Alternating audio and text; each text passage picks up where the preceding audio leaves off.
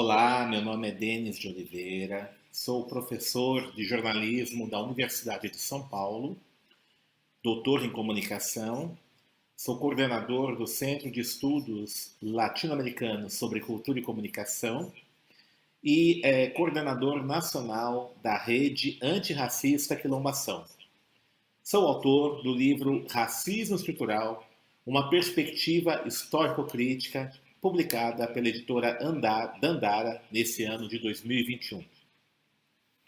Eu vim aqui falar com vocês que estão nos assistindo sobre o conceito de racismo estrutural. Como eu trabalhei nessa minha obra e como eu penso o que significa esse conceito de racismo estrutural. Quando nós nos deparamos com um comportamento preconceituoso, racista, somos vítimas desse tipo de comportamento, desde, por exemplo, você ser maltratado num lugar público, num restaurante, num órgão público, no comércio, por ser negro, por ser negra, a primeira impressão que nós temos é que esse tipo de atitude decorre de uma pessoa que não tem conhecimento, uma pessoa que tem uma formação deficiente, uma pessoa eticamente irresponsável. E tudo isso está correto, né? Essa primeira apreensão que nós temos do comportamento preconceituoso racista, desse ato violento, é que essa pessoa é uma pessoa que tem problemas, uma pessoa que tem aí um comportamento disfuncional. E é claro, essa pessoa que cometeu esse ato, ela deve ser punida, deve responder por essa atitude. Entretanto, quando nós falamos de racismo estrutural, nós temos que transcender essa visão meramente de um comportamento disfuncional. Então, apesar de aparentemente esse comportamento ser disfuncional, ser um comportamento que ocorre fora da curva, é um comportamento que segue uma lógica do sistema.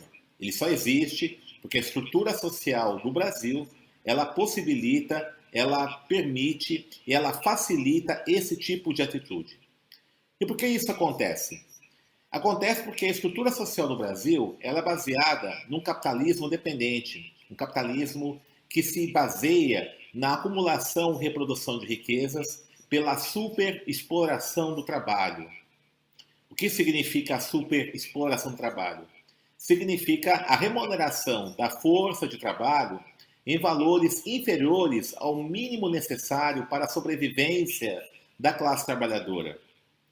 Nesse sentido, para que esse tipo de sistema, esse tipo de forma de acumulação de riqueza perdure, continue e se legitime, é necessário criar padrões de subhumanização ou de hierarquização de humanização, e o racismo aparece como a forma mais eficaz disso acontecer. Então, quando, por exemplo, você passa na porta de uma escola particular e você vê crianças brancas saindo da escola, entrando nos carros dos seus pais, ou no transporte da escola, indo para casa descansar, se alimentar, estudar, fazer a lição, praticar um esporte, e você anda mais alguns metros à frente e encontra crianças negras vendendo doces, balas, drops nos semáforos, nós, ao naturalizarmos essa paisagem, o que está acontecendo? Você está definindo que crianças brancas têm direito a uma infância digna e crianças negras não. Então veja, estou trazendo essa imagem que é muito comum no cenário das cidades brasileiras para demonstrar que existe uma naturalização dos lugares de pertencimento de brancos e negras, lugares hierarquizados. Então, ao negro e à negra está reservados lugares subalternizados e aos brancos lugares de melhor qualificação. É por essa razão, inclusive, que quando nós encontramos negros e negras que estão em espaços que não deveriam ser deles, por exemplo, na universidade, como estudantes universitários, em restaurantes, etc., e são maltratados, é porque no olhar racista do branco, esse negro só é tolerado nos lugares subalternos. E isso, em última instância, possibilita que a remuneração do trabalhador negro, da trabalhadora negra, seja em valores inferiores ao mínimo para a sua sobrevivência. Porque por não serem humanos ou subhumanos, não merecem uma vida digna. É isso que são as bases do racismo estrutural, que tem origens, inclusive, no sistema escravista que perdurou até 1888 no Brasil, na forma que foi realizada a abolição da escravidão no Brasil, uma abolição inconclusa, segundo o professor Clóvis Moura, na forma em que foi negado a instituição de políticas de inclusão da população negra no sistema social e na manutenção de estruturas repressivas de violência física e simbólica contra a população negra, particularmente a que mora nas periferias.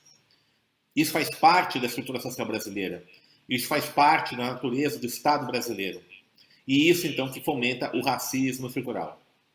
Então, os comportamentos preconceituosos, os comportamentos racistas devem ser punidos, mas é importante que a gente os entenda como produto de uma estrutura social historicamente construída. É isso que é o racismo estrutural. É um racismo que possibilita a brutal exploração da população negra como forma de acumulação e reprodução de riquezas das classes dirigentes brasileiras. Então, contra o racismo estrutural, é necessário os movimentos sociais, o movimento negro, lutar por uma outra estrutura social para o Brasil. É isso que eu trago para vocês. Denis de Oliveira.